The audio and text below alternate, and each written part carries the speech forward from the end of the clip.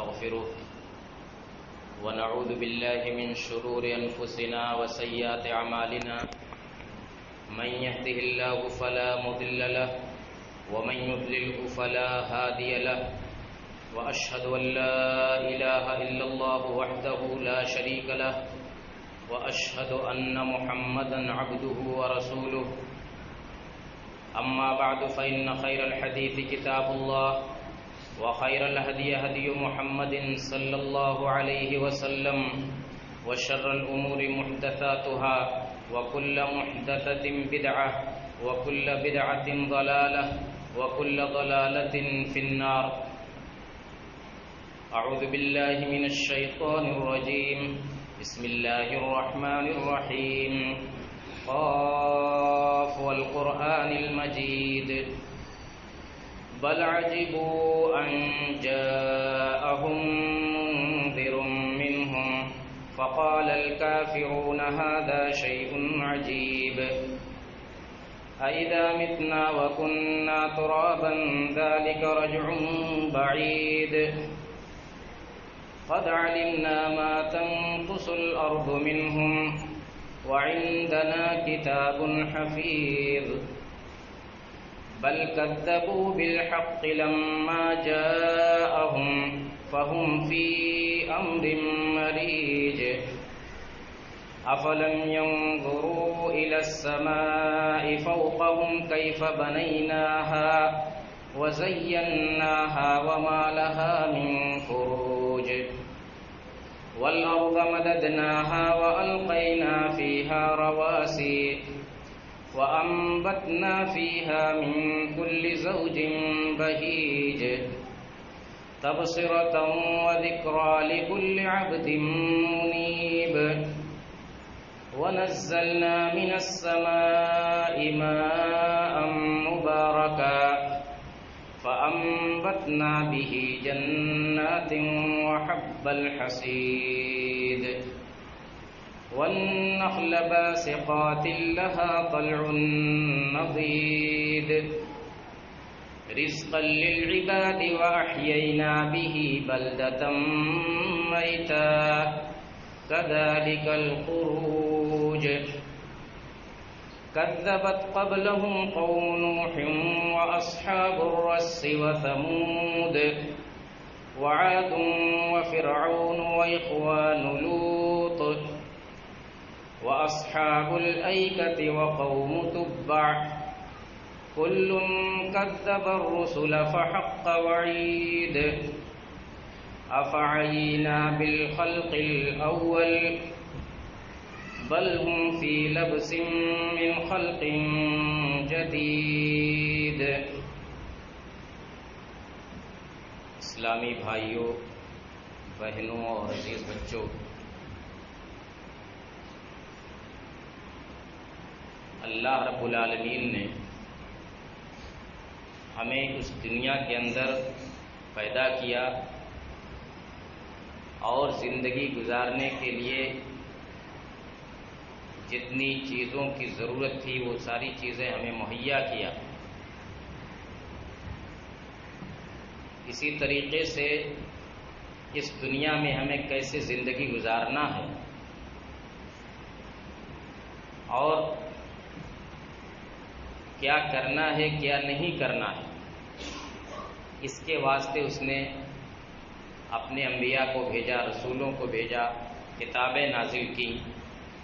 انبیاء اور رسولوں کے بعد علماء کا سلسلہ قائم کیا. تو اللہ تعالیٰ نے ہمیں اس دنیا کے اندر زندگی گزارنے کا جو لاہ عمل دیا ہے اور جو تعلیمات ہمیں عطا کی ہیں، انہی تعلیمات میں یہ بھی بتلایا گیا ہے کہ ایک مسلمان کے دوسرے مسلمان سے تعلقات کیسے رہنے چاہیے، کیونکہ اس دنیا کے اندر کوئی شخص اکیلے زندگی نہیں گزارتا. ہر شخص کا دوسرے لوگوں سے کچھ نہ کچھ رابطہ ہوتا ہے، تعلق ہوتا ہے، ضرورت ہوتی ہے. کوئی تن تنہا اس دنیا میں جی نہیں سکتا.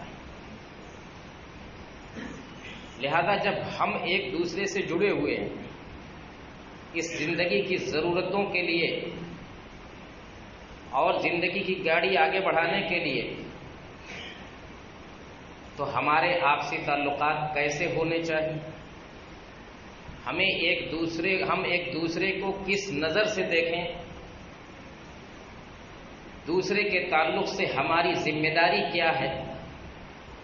اس چیز کو بھی شریعت نے بڑے واضح انداز میں بیان کر دیا ہے. اللہ تعالیٰ نے فرمایا کہ انما المؤمنون اخوہ، تمام مسلمان آپس میں بھائی بھائی. یعنی ایک مسلمان کا دوسرے مسلمان سے رشتہ، ایک تو یہ کہ انسانیت کا رشتہ ہوتا ہے، ہر انسان دوسرے انسان کا اس ناحیے سے انسانیت میں شریک ہے، چاہے وہ جس مذہب کا ہو، تو ایک انسانی رشتہ ہوتا ہے. اور ایک اسلامی اور دینی رشتہ ہوتا ہے. تو انسانی رشتے کے ساتھ ساتھ دینی رشتہ بھی ایک مسلمان کا دوسرے مسلمان سے، انما المؤمنون اخوہ، سارے مسلمان بھائی بھائی. یعنی ہمارا اپنے دوسرے مسلمان کے ساتھ وہی تعلق ہونا چاہیے جو ایک بھائی کا دوسرے بھائی سے تعلق ہوتا ہے. اسی طریقے سے حدیثوں کے اندر بھی پیارے نبی جناب محمد الرسول اللہ صلی اللہ علیہ وسلم نے اس سلسلے میں بڑی ہدایتیں فرمائی ہیں اور بڑے واضح انداز میں ہمیں تعلیم دی ہے کہ ایک دوسرے کے تعلق سے ہماری سوچ کیا ہونی چاہیے، ہمارا تعامل کیا ہونا چاہیے. ایک حدیث کے اندر اللہ کے رسول صلی اللہ علیہ وسلم فرماتے ہیں کہ الدین النصیحہ، دین نام ہے خیر خواہی کا، دین نام ہے خیر خواہی کا. قلنا لمن یا رسول اللہ، صحابہ نے پوچھا کہ یہ خیر خواہی کس کے لیے، کس کی خیر خواہی کرنا ہے؟ آپ نے فرمایا کہ للہ ولکتابہ ولأئمۃ المسلمین وعامتہم، کہ یہ خیر خواہی اللہ کی بھی خیر خواہی ہے، رسول کی بھی خیر خواہی کرنی ہے، اس کے کتاب کی بھی خیر خواہی کرنی ہے، مسلم حکام اور علماء کی بھی خیر خواہی کرنی ہے، اور عام مسلمانوں کی بھی خیر خواہی کرنی ہے. سب کے ساتھ خیر خواہی کریں. اللہ کے ساتھ خیر خواہی کیا ہے؟ کیا اللہ تعالی ہماری خیر خواہی کا محتاج ہے؟ اللہ کے ساتھ خیر خواہی یہی ہے کہ ہم اللہ پر ایمان رکھیں، ہم اس کے اسماء و صفات کو سمجھیں، ان پر ایمان رکھیں، اور اس نے جو ہدایتیں ہم کو دی ہیں، اس نے جو کتابیں نازل کی ہیں، جن رسولوں کو بھیجا ہے، جو تعلیمات ہم تک بھیجی ہیں، ان تعلیمات پر ایمان لائیں اور عملی زندگی میں ان کو جگہ دیں. یہی معاملہ رسول کا ہے کہ رسول پر ایمان رکھیں، ان کی تعلیمات پر عمل کریں. ولکتابہ، اللہ کی کتاب کی خیر خواہی یہ ہے کہ اس کتاب پر بھی ہمارا کامل ایمان ہو، اس کتاب کی ہدایتوں کو ہم اپنی زندگی میں جاری اور نافذ کریں. ولأئمۃ المسلمین، مسلم حکام اور مسلم قائدین، مسلم ذمہ داران، علماء، ان کی خیر خواہی یہ ہے کہ ہم ان کی جو جائز باتیں ہیں ان کو تسلیم کریں، ان کی اطاعت کریں، حق بات میں ان کی اطاعت کریں، اور اگر ان سے کوئی غلطی ہو تو خیر خواہانہ انداز میں ان کو بتلائیں. ولعامۃ المسلمین، عام مسلمانوں کی خیر خواہی یہی ہے کہ ہم ان کے حق میں جو بہتر ہے وہی سوچیں، وہی ان سے معاملہ کریں، جو اپنے لیے پسند کرتے ہیں ان کے لیے پسند کریں. یہی خیر خواہی، ان ساری خیر خواہیوں کو اللہ کے رسول صلی اللہ علیہ وسلم نے دین بتلایا ہے. الدین والنصیحہ کہ گویا دین سراپا خیر خواہی کا نام ہے۔ حضرت جریر بن عبداللہ بجلی رضی اللہ تعالیٰ عنہ فرماتے ہیں کہ بایعت رسول اللہ صلی اللہ علیہ وسلم علی اقامت الصلاۃ و ایتاء الزکاۃ والنصح لکل مسلم۔ بخاری اور مسلم کی روایت ہے، صحابی رسول حضرت جریر بن عبداللہ بجلی کہتے ہیں کہ میں نے اللہ کے رسول صلی اللہ علیہ وسلم سے بیعت کی، عہد و پیمان کیا۔ اللہ کے رسول صلی اللہ علیہ وسلم کے پاس جو لوگ ایمان کے لیے آتے تھے، اسلام قبول کرنے کے لیے آتے تھے، تو اللہ کے رسول صلی اللہ علیہ وسلم ان کو دین کی تعلیمات بتلا کر کے ان سے اقرار کرواتے تھے کہ ہم ان چیزوں پر عمل کریں گے، ان کو اپنی عملی زندگی میں جاری اور نافذ کریں گے، اس کا وہ عہد کرتے تھے۔ کسی کو کہا کہ بیعت میں نے کی تھی اللہ کے رسول صلی اللہ علیہ وسلم سے کہ نماز قائم کریں گے، زکوٰۃ ادا کریں گے، اور ایک چیز یہ بھی کہ ہر مسلمان کی خیر خواہی کریں گے، اس کی بھی بیعت کرتے تھے، اس کا بھی عہد و پیمان کرتے تھے صحابہ کرام کہ یعنی اللہ کے رسول صلی اللہ علیہ وسلم کے سامنے اپنی زبان سے اس کا اقرار کرتے تھے، عہد کرتے تھے کہ ہر مسلمان کی خیر خواہی کریں گے۔ خیر خواہی کا مطلب یہ ہوتا ہے میرے بھائیو کہ ان کے حق میں جو بھی بہتر ہو وہی ہم کریں، دوسرے سے ہم اس طرح معاملہ کریں کہ جس طرح ہم چاہتے ہیں کہ اپنے ساتھ ہمارا معاملہ ہو۔ خیر خواہی کا معنی ایک معنی یہ بھی ہوتا ہے کہ اخلاص، ہم دوسرے کے لیے مخلص بنیں، دوسرے کو کس چیز کی ضرورت ہے، اگر اس کو مدد کی ضرورت ہے، اگر اس کو رہنمائی کی ضرورت ہے، اگر اس کو دنیا یا دین کے معاملے میں کوئی اور ضرورت ہے تو ہم اپنی ضرورت سمجھ کر کے اس کو پورا کریں۔ اگر وہ کسی غلط راستے پر جا رہا ہے تو جس طرح ہم اپنے لیے غلط راستے کو ناپسند کرتے ہیں، اسی طرح اس کے لیے بھی ناپسند کریں اور اس کو بتلائیں، سمجھائیں کہ یہ راستہ غلط ہے۔ یہ سب خیر خواہی کی شکلیں ہیں۔ اسی طریقے سے ایک حدیث میں اللہ کے رسول صلی اللہ علیہ وسلم فرماتے ہیں کہ لا یؤمن احدکم حتی یحب لنفسہ حتی یحب لاخیہ ما یحب لنفسہ، کہ تم میں سے کوئی شخص اس وقت تک مومن نہیں ہو سکتا جب تک کہ اپنے بھائی کے لیے وہی نہ پسند کرے جو اپنے لیے پسند کرتا ہے۔ اپنے بھائی کے لیے، بھائی کا مطلب یہ کہ مسلمان بھائی دوسرے کے لیے وہی پسند کرے جو اپنے لیے پسند کرتا ہے، تبھی مسلمان ہوگا، تبھی ایمان اس کا کامل ہوگا۔ میرے بھائیوں، یہ ایک بڑا بہترین پیمانہ اللہ کے رسول صلی اللہ علیہ وسلم نے دیا ہے امت کو کہ ہمارا دوسرے کے ساتھ معاملہ کیسا ہونا چاہیے۔ ہم دوسرے سے معاملہ کرنے سے پہلے یہ سوچیں کہ اگر یہی معاملہ میرے ساتھ کیا جائے تو کیا میں اس کو پسند کروں گا۔ ہم دوسروں کی غیبت کرنے سے پہلے یہ سوچیں کہ اگر کوئی اور میری غیبت کرے تو کیا میں اس کو پسند کروں گا۔ اگر یہ چیز انسان اپنے دل کے اندر بیٹھا لے تو کبھی نہ وہ غلط سوچے گا نہ غلط کرے گا۔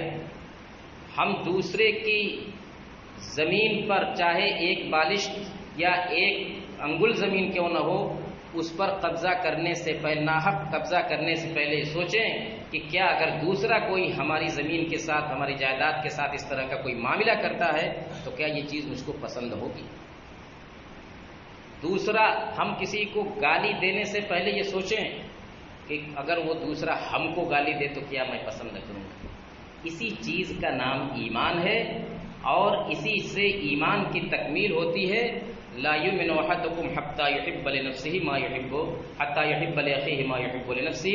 اس وقت تک ایمان مومن نہیں ہو سکتا کوئی جب تک کہ دوسرے کے لیے وہی نہ پسند کرے جو اپنے لیے پسند کرتا ہے، اور دوسروں کے لیے وہی چیز ناپسند کرے جو اپنے لیے ناپسند کرتا ہے۔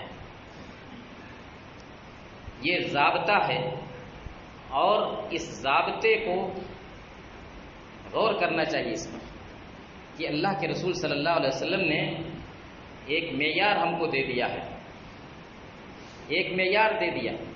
اگر ہم اس معیار کو اپنے ذہن کے اندر بیٹھا لیں اور جب بھی کسی کے ساتھ کوئی معاملہ کا ہو، جب بھی کسی کے ساتھ یعنی چاہے زبانی ہو چاہے اور کسی بھی طرح کا ہو، لین دین کا ہو اور کوئی تجارتی معاملہ ہو، ہر موڑ پر ہم یہ سوچیں کہ میں جو کرنے جا رہا ہوں یہ صحیح ہے کہ غلط، اس کو ناپنے کے لیے میں یہ سوچ لوں کہ میرے ساتھ کوئی ایسا کرے تو مجھے کیسا لگے گا۔ میرے بھائیوں، اللہ کے رسول صلی اللہ علیہ وسلم کی یہ تعلیمات جو صحابہ کرام نے آپ سے سن کر کے بیان کی، دوسروں تک پہنچایا، یہ صرف زبانی نہیں تھی بلکہ عمل سے صحابہ نے اور دوسرے مسلمانوں نے اس کو کر کے دکھایا، اور ایسی ایسی مثالیں پائی جاتی ہیں کہ آج کی مادہ پرست دنیا میں ان کے بارے میں سوچا نہیں جا سکتا۔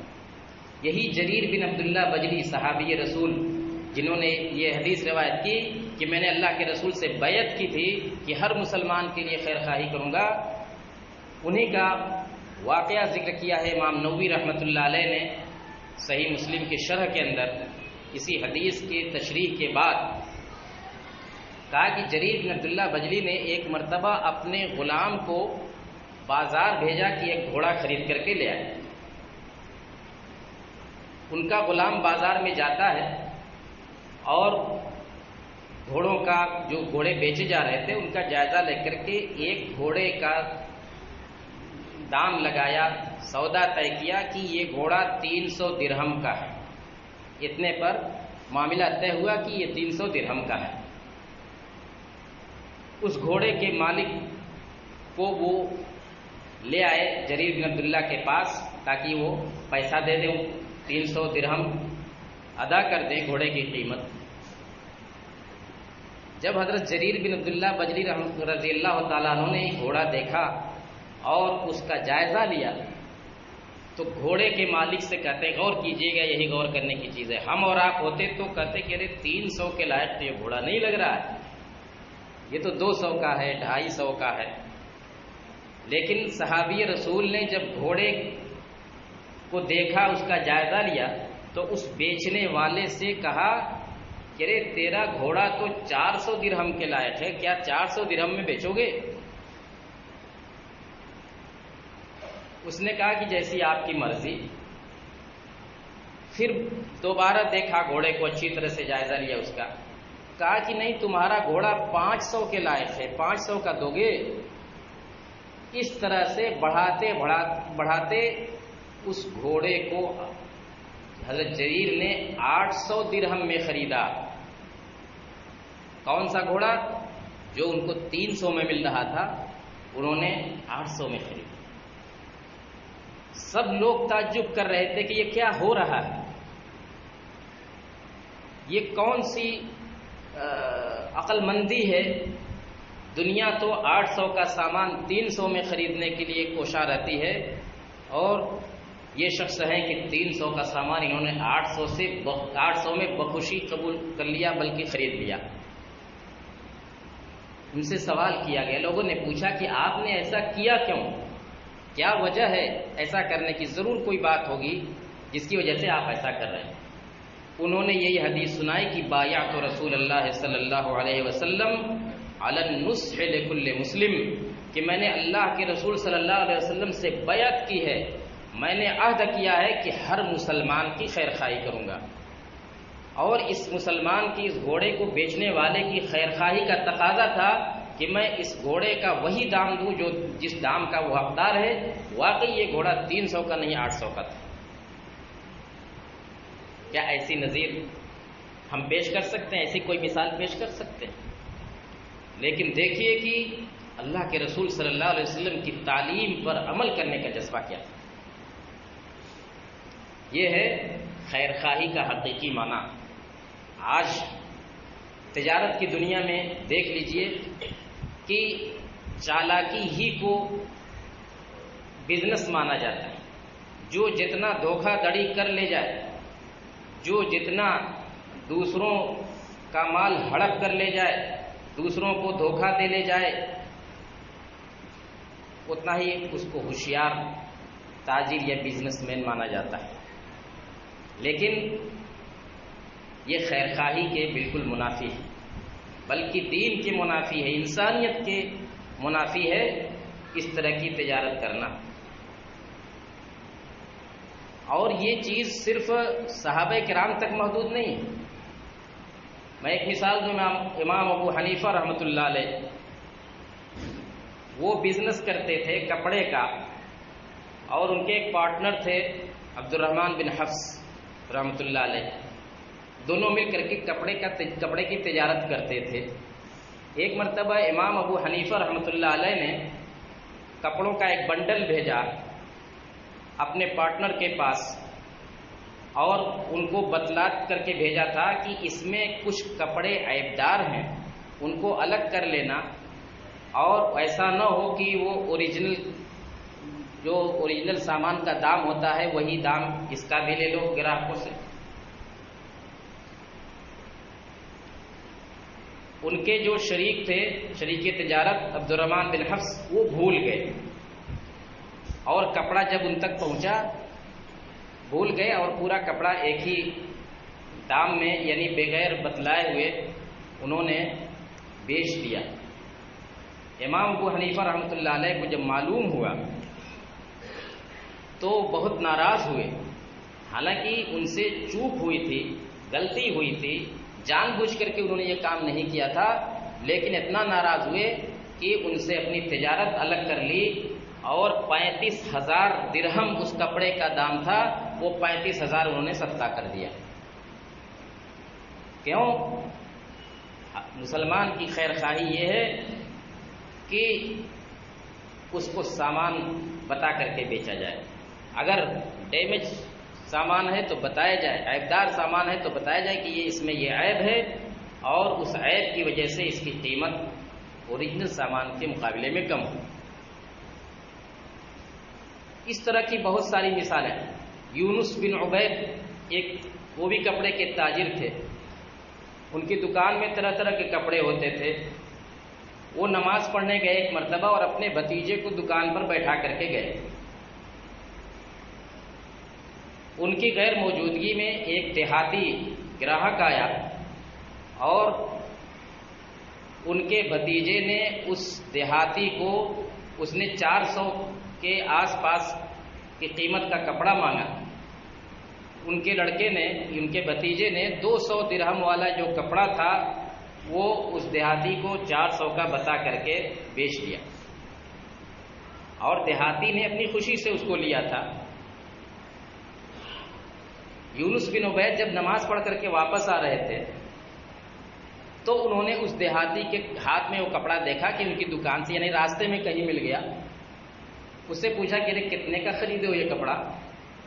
اس نے کہا کہ 400 میں خریدا ہے۔ کہا کہ 400 میں خریدا ہے، یہ کپڑا تو 200 میں بکتا ہے۔ اس نے کہا کوئی بات نہیں، ہمارے یہاں تو یہ کپڑا 500 میں ملتا ہے، مجھ کو تو یہاں 400 میں مل گیا۔ کہا کہ نہیں، اس کو لے کر کے آیا اپنے ساتھ دکان میں، اور اپنے بھتیجے کو سخت ڈانٹ پلائی۔ کہا کہ تمہیں شرم نہیں آئی؟ تمہیں اللہ کا خوف نہیں لاحق ہوا؟ 100% منافع کما رہے ہو۔ اس نے کہا کہ رے چچا جان، اس شخص نے اپنی مرضی سے خریدا ہے، میں نے کوئی زور زبردستی سے نہیں دیا اس کو۔ کہا کہ تو پھر خیر خواہی کہاں گئی؟ جو النصح لکل مسلم، ہر مسلمان کے ساتھ خیر خواہی کرنے کا حکم ہے، وہ کہاں چلا گیا؟ کیا تم پسند کرو گے کہ تمہیں 200 کا سامان 400 میں دے دیا جائے؟ بہرحال یونس بن عبید نے اس دیہاتی کو 200 درہم واپس کیا۔ اسی طریقے سے ایک اور مثال ایک تاجر کی ملتی ہے کہ وہ اپنے ملازم کو دکان پر بیٹھا کر کے چلے گئے کسی کام سے، اور ان کے ملازم نے بھی جو 5 درہم کا ٹکڑا تھا کپڑے کا، وہ کسی دیہاتی کو 10 درہم کا کہہ کے بیچ دیا۔ جب وہ تاجر واپس آیا اپنی دکان پر تو اس نے بتایا کہ اس نے پوچھا کہ ہاں کوئی گراہک آیا تھا، کچھ بکری ہوئی؟ کہا کہ ہاں ایک دیہاتی آیا تھا اور یہ کپڑا ہم نے بیچا۔ کہا کتنے کا بیچا؟ کہا کہ 10 درہم کا۔ کہا کہ انہوں نے کہا کہ یہ تو 5 درہم والا ہے۔ کہا کہ میں نے 10 درہم کا کہا اور اس نے خرید لیا، میں نے زبردستی نہیں کیا تھا اس کے ساتھ۔ انہوں نے بھی یہی بات کہی کہ پھر خیرخواہی کس چیز کا نام ہے؟ خیرخواہی کس چیز کا نام ہے؟ بہت ناراض ہوئے اور گئے پورے بازار میں اس دیہاتی کو تلاش کرنے لگے۔ یعنی یہ نہیں کہ چلو دیہاتی چلا گیا 5 روپے کا سامان 10 روپے میں بیچ دیا لڑکے نے یا ملازم نے تو چھوڑ دیں، نہیں، گئے بہت دیر تک اس دیہاتی کو تلاش کیا، یہاں تک کہ پا گئے اس کو اور اس کو لے کر گیا اپنی دکان پر۔ اس نے بھی یہی بات کہی کہ میں نے اپنی مرضی سے خریدا ہے، کوئی بات نہیں۔ کہا کہ نہیں، ہمیں وہ کام کرنا ہے، دوسروں کے ساتھ وہی معاملہ کرنا ہے جو ہم اپنے ساتھ کیے جانے کو پسند کریں۔ میرے بھائیوں اور بہنوں، یہی ہمارا دین ہے اور یہی انسانیت ہے اور یہی ہمارے دین کی تعلیم ہے۔ کیا ہم اپنے آپ کو اس کے لیے آمادہ پا رہے ہیں کہ ہم اپنی زندگی، ہم اپنی تجارت اور ہم اپنا معاملہ ویسا ہی رکھیں جیسا کہ ہماری شریعت نے ہم کو بتلایا ہے، جیسا کہ ہمارے اسلاف نے اس کی عملی مثالیں قائم کی ہیں؟ کیا ہم اپنی تجارت کو بھی، ہم اپنے معاملات کو بھی ایسا بنانے کا جذبہ رکھتے ہیں؟ یقیناً رکھنا چاہیے۔ اور اگر کوئی دوسری شکل ہم نے اختیار کی کہ دوسروں کے لیے کوئی اور پیمانہ، اپنے لیے کوئی اور پیمانہ، تو یہ ایمان کے منافی چیز ہے، ایمان کے خلاف چیز ہے۔ اور جو چیز ایمان کے خلاف ہو، جو چیز عقیدے کے خلاف ہو، ظاہر بات ہے کہ قیامت کے دن اس پر سوال ہوگا، اس کا مواخذہ ہوگا، اس پر گرفت ہو سکتی ہے، عذاب ہو سکتا ہے۔ اس لیے ہمیں دین کی اس تعلیم کو، خیرخواہی کی جو تعلیم ہے، النصح لکل مسلم، اس تعلیم کو سمجھنا بھی چاہیے اور اپنی زندگی میں جاری اور نافذ بھی کرنا چاہیے۔ اللہ تعالی ہمیں اس کی توفیق عطا فرمائے۔ آمین وآخر دعوانا ان الحمد للہ رب العالمین۔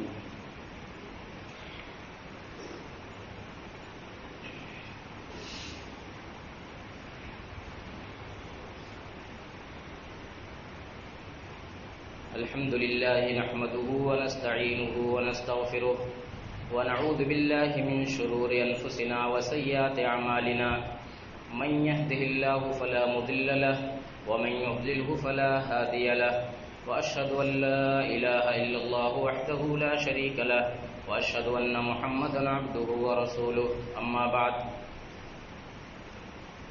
حاضرین جمعہ، اللہ تعالیٰ نے ہمیں جو ڈھیر ساری نعمتیں عطا کی ہیں، ان میں سے ایک نعمت پانی کی نعمت ہے۔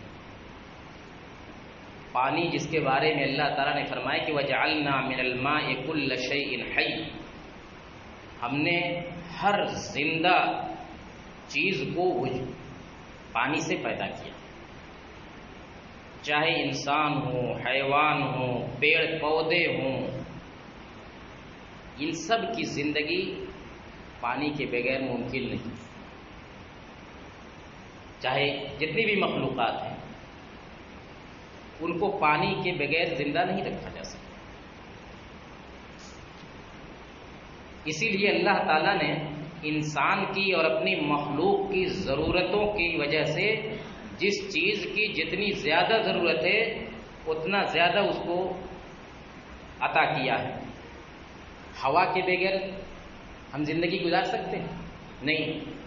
ہوا خریدنی پڑتی ہے؟ نہیں، مفت میں۔ یہی حال پانی کا ہے، پانی کے بغیر زندگی نہیں گزار سکتے۔ کھانے کے بغیر تو بسا اوقات انسان کئی دن رہ سکتا ہے، لیکن پانی کے بغیر اس کی زندگی بڑی مشکل ہے۔ تو اللہ تعالیٰ نے وافر مقدار میں ہم کو پانی دیا تھا۔ یہ جو ہم پانی کی کمی کی شکایت کر رہے ہیں آج، وہ اس کے ذمہ دار ہم ہیں۔ اللہ تعالیٰ تو پورا ہر چیز پوری دیتا ہے ہم کو، جتنی ضرورت ہوتی ہے اتنا دیتا ہے، لیکن ہم اپنی بدعملی کی وجہ سے، اپنے غلط تصرف کی وجہ سے اس سے محروم ہو جاتے ہیں۔ پانی کی قدر کرنی چاہیے، پانی جیسی نعمت کی قدر کرنی چاہیے۔ آپ جانتے ہیں بمبئی جیسے شہر میں اور خاص طور سے اس علاقے میں کہ کیا صورتحال ہوتی ہے۔ ابھی تو بارش کا موسم ہے، لیکن دوسرے مواسم میں ہم کس طرح سے بوند بوند پانی کو ترستے ہیں، اور اس کی وجہ یہی ہے کہ ہم نے پانی کی قدر نہیں کی۔ جہاں ایک کپ پانی کی ضرورت ہوتی ہے وہاں ہم پورا ایک لوٹا پانی بہا دیتے ہیں۔ جہاں ایک گلاس پانی کی ضرورت ہوتی ہے وہاں بسا اوقات ایک بالٹی پانی بہا دیتے ہیں۔ وضو کتنے پانی میں کرنا چاہیے، کتنے پانی میں کیا جا سکتا ہے، لیکن ہم ناپ لیں کہ ہم جتنے پانی سے وضو کرتے ہیں کیا وہ صحیح ہے؟ ہم پانی کا کتنا غلط استعمال کرتے ہیں، عورتیں غلط استعمال کرتی ہیں، بچے استعمال غلط کرتے ہیں، مسجدوں میں ان کا غلط استعمال ہوتا ہے، اسکولوں میں، مدرسوں میں، مندروں میں غلط استعمال ہوتا ہے، سرکاری محکموں میں غلط استعمال ہوتا ہے۔ وجہ یہ ہے کہ ہم سمجھتے ہیں کہ پانی جب مفت ملا ہے تو جیسے چاہو بہاؤ۔ اللہ تعالیٰ نے اس لیے پانی مفت نہیں دیا کہ ہم جیسے چاہے بہائیں، وہ تو اس لیے مفت رکھا ہے کہ یہ انسان کی ضرورت ہے، جیسے ہوا مفت ہے، ضرورت کی وجہ سے رکھا ہے۔ تو کہتے ہیں کہ مال مفت دلے بے رحم، چلو جیسے چاہو خرچ کرو۔ نہیں میرے بھائیوں، اس نعمت کی قدر کرنی چاہیے، ورنہ جب یہ نعمت چھن جائے گی تو پھر ملنے والی نہیں ہے۔ اللہ تعالیٰ فرماتا ہے قُلْ أَرَأَيْتُم إِنْ أَصْبَحَ مَاؤُكُمْ غَوْرًا فَمَن يَأْتِيكُم بِمَاءٍ مَّعِينٍ۔ اے نبی ان سے پوچھئے کہ اگر تمہارا یہ پانی زمین کی بالکل سطح کے نیچے چلا جائے تو کون ہے جو تم کو یہ جاری پانی لا کر کے دے گا؟ اگر یہ پانی جو زمین کے اندر پایا جا رہا ہے وہ اپنی سطح سے زیادہ نیچے چلا جائے تو تم کیسے نکالو گے؟ تمہاری کوئی مشین کام نہیں کرے گی، تمہاری کوئی تکنیک کام نہیں کرے گی۔ مطلب یہ ہے کہ اس نعمت کی قدر کرو۔ افرأیتم الماء الذی تشربون اانتم انزلتموه من المزن ام نحن المنزلون لو نشاء جعلناه اجاجا فلولا تشکرون، کہ بتلاؤ یہ جو پانی تم پیتے ہو تم اس کو آسمان سے برساتے ہو یا ہم برسانے والے ہیں؟ انسان کے اوقات ہی کیا ہے، اگر پانی زیادہ برسے تو اس کو نہیں روک سکتا، اور پانی نازل نہ ہو تو نازل نہیں کر سکتا۔ تو تم نازل کرتے ہو یا ہم نازل کرتے ہیں؟ پھر کہا کہ لو نشاء جعلناہ اجاجا، اگر ہم چاہیں تو اس پانی کو، میٹھے پانی کو کھارا پانی بنا سکتے ہیں۔ آپ جانتے سمندر کا پانی کیسا ہوتا ہے، پینے کی بات تو چھوڑیے، آپ اس سے نہا نہیں سکتے، کپڑا نہیں دھل سکتے۔ تو اللہ تعالیٰ کہتا ہے کہ یہ جو پانی ہم آسمان سے نازل کرتے ہیں، اگر اس پانی کو بھی ہم کھارا بنا دیں اور وہ لائق استعمال نہ رہے تو تم کیا کر لو گے؟ فلولا تشکرون، تم شکر کیوں نہیں ادا کرتے؟ اس ذات کا شکر کیوں نہیں ادا کرتے جس ذات نے یہ نعمت تم کو ادا کی؟ اور شکر کی ایک شکل اور اس کا ایک انداز یہ بھی ہے کہ جس نے دیا ہے اس کا ہم زبان سے، دل سے اور اپنے اعضاء و جوارح سے بھی شکر ادا کریں اور اپنے عمل سے شکر ادا کریں، یعنی اس نعمت کو برباد ہونے سے بچائیں، اس نعمت کو برباد ہونے سے بچائیں۔ آپ تصور کیجئے آپ کے اس شہر کے اندر بھی اور ملک کے دوسرے علاقوں کے اندر بھی جب پانی کی قلت ہوتی ہے تو لوگ کئی کلومیٹر ایک بالٹی پانی حاصل کرنے کے لیے کئی کلومیٹر جاتے ہیں، لائن لگاتے ہیں، کبھی کبھی مار پیٹ تک کی نوبت آتی ہے، اور مشکل سے ایک بالٹی پانی ان کو ملتا ہے جسے اپنے سروں پر، اپنے کندھوں پر لاد کر کے، اپنی سواریوں پر لاد کر کے وہ کئی کلومیٹر دور اپنے گھر لے آتے ہیں۔ اور آج یہ نعمت ہمارے اپنے گھروں کے اندر موجود ہے تو ہمیں اس کا احساس نہیں ہوتا. ہم ایک بٹن دباتے ہیں اور پانی وافر مقدار میں ہم کو ملنے لگتا ہے. اب کیا ہے کہ ہم بٹن دبا کر کے بھول جاتے ہیں. بسا اوقات ٹنکی فل ہو کر کے گھنٹوں وہ پانی گرتا رہتا ہے. آپ دیکھ سکتے ہیں اپنے محلوں کے اندر، لیکن اس کا احساس نہیں ہوتا. ایک ایک قطرہ پانی کا میرے بھائیوں قیمتی ہے. ایک ایک قطرہ اگر کسی نل سے، اس نل کی خرابی کی وجہ سے پانی رس رہا ہو اور ایک سیکنڈ میں بھی ایک قطرہ پانی، صرف ایک قطرہ پانی گرتا ہو تو 24 گھنٹے میں 20 لیٹر پانی ضائع ہوتا ہے. 24 گھنٹے میں 20 لیٹر پانی ضائع ہوتا ہے. ہم سوچتے ہیں کہ ایک ایک قطرہ گر رہا ہے کوئی بات نہیں ہے. نہیں، قطرہ قطرہ دریا شبد، انہیں قطروں سے مل کر کے دریا بنتا ہے، سمندریں بنتی ہیں. لہذا اس کی حفاظت کرنی چاہیے. اللہ تعالیٰ فرماتا ہے کہ لئن شکرتم لازیدنکم ولئن کفرتم ان عذابی لشدید. اگر تم شکر گزاری کرو گے، یعنی میری جتنی بھی نعمتیں، ان نعمتوں کی شکر گزاری کرو گے، ان کا شکریہ ادا کرو گے تو میں مزید تم کو وہ نعمتیں دوں گا. لیکن اگر ناشکری کیے تو جان لو کہ میرا عذاب بڑا سخت ہوتا ہے. اگر ناشکری کرو گے تو میرے عذاب سے نہیں بچ سکتے. اور ناشکری ہی ہے کہ ہم پانی جیسی عظیم نعمت کو اس طرح برباد کریں. وہی پانی جب ہم خرید کر کے استعمال کرتے ہیں تو کس قدر محتاط ہوتے ہیں. جو پانی ہم اپنے گھروں میں یا پبلک مقامات پر بے دردی کے ساتھ بہاتے ہیں، وہی پانی جب خرید کر کے استعمال کرتے ہیں 20 روپے کی بوتل، تو اس کا ایک ایک قطرہ جب تک کہ جوس نہیں لیتے پھینکتے نہیں. اس لیے ہمیں اس نعمت کی قدر کرنا چاہیے. ہم خود بھی قدر کریں، ہم خود بھی پانی کو ضائع ہونے سے بچائیں، اپنے گھر میں بھی اس پر نظر رکھیں، عورتیں بھی اس کا خیال رکھیں، مسجدوں میں بھی، اسکولوں میں بھی، مدرسوں میں بھی، اور جتنے پبلک مقامات ہیں ہر جگہ اس پر نظر رکھی جائے. ہم خود بھی احتیاط کریں، دوسروں کو بھی احتیاط کرنے کی ہدایت کریں. اللہ تعالی ہمیں اس کی توفیق عطا فرمائے. اللہم اعز الاسلام والمسلمین واخذل الکفرة والملاحدة والمبتدعة والمشرکین. اللہم الف بین قلوبنا واصلح ذات بیننا وانصرنا على عدوك وعدونا. اللہم فرج هم المہمومین ونفس کرب المکروبین واقض الدین عن المدینین واشف مرضانا ومرضى المسلمین وفك أسر الماسورين برحمتك يا أرحم الراحمين. سبحان ربك رب العزة عما يصفون وسلام على المرسلين والحمد لله رب العالمين.